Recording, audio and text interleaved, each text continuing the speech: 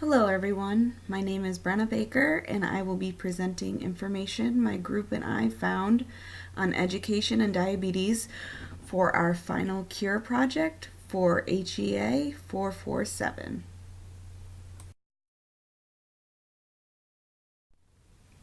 Education level is frequently used as a variable in many different health studies.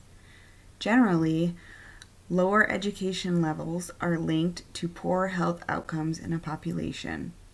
There are many different reasons for this, including lack of healthcare resources, knowledge when it relates to health and nutrition, funds to visit a physician regularly, and so on. The purpose of this cure research study is to see if there is a correlation between type 2 diabetes rates and different levels of education.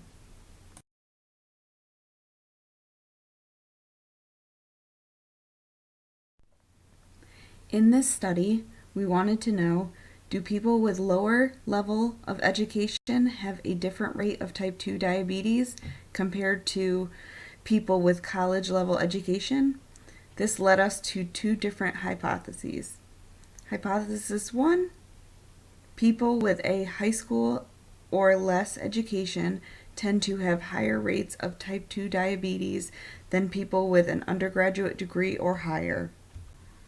And hypothesis 2, people who have graduated high school show no difference in the rate of type 2 diabetes in relation to persons with a college level education.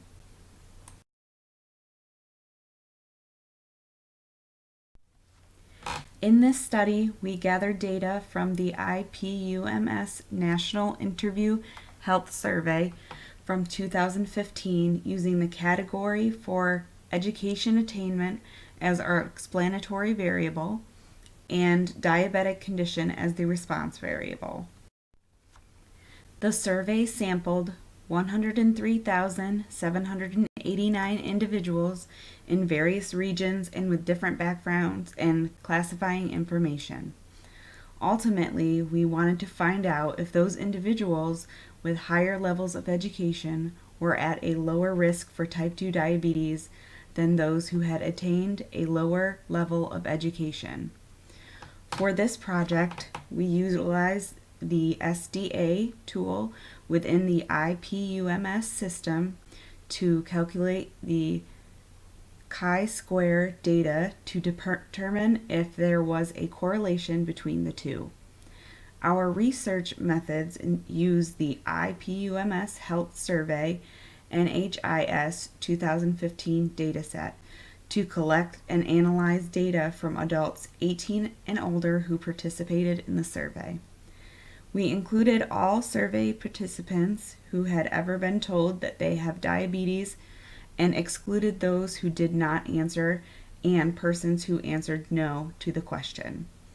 The variables identified were the explanatory variable of level of education, and the outcome includes whether or not the participant has type 2 diabetes. The chi-square method was used to analyze the correlation between the two categorical variables, education and type 2 diabetes. Our results mostly supported hypothesis 1, that education level is associated with higher prevalence of type 2 diabetes.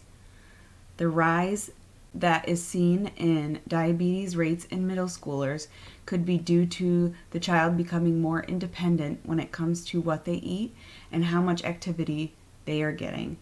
Improper education about nutrition and exercise at this age may set the child up for higher risk of type 2 diabetes in the future.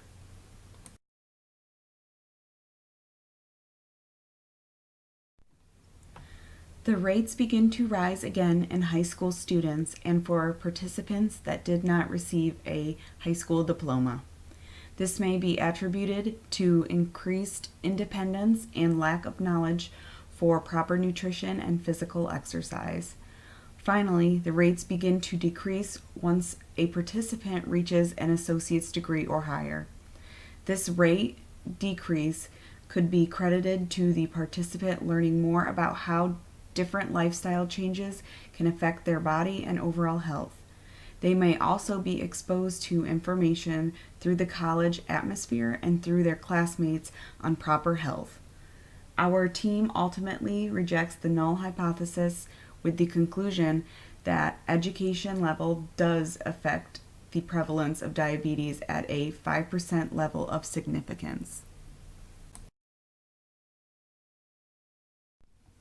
Here you can see the results presented in graph form. You can also see the rise in diabetes rates around 6th to 8th grade and again in 11th to no high school diploma achieved.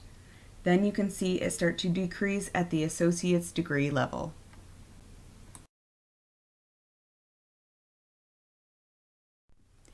We followed up this data with a comparison between the rates of diabetes in males and females. We found that there is no statistical evidence that shows a relation between the sexes and diabetes.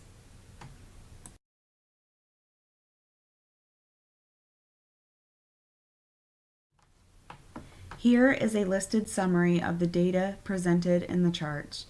Within this research, there are a couple biases we can identify, including socioeconomic status and response bias. Socioeconomic status greatly affects the rates of diabetes due to many factors including income, access to quality health care, transportation to a physician, available money for healthcare costs, and so on.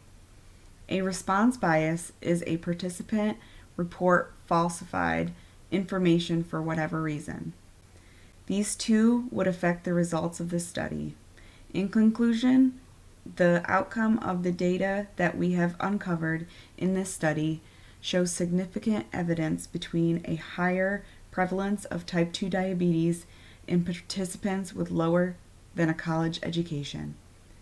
Due to statistical evidence of this study, policymakers and healthcare professionals have enough information to implement a type 2 diabetes prevention program in middle schools and high schools throughout the United States. Thank you.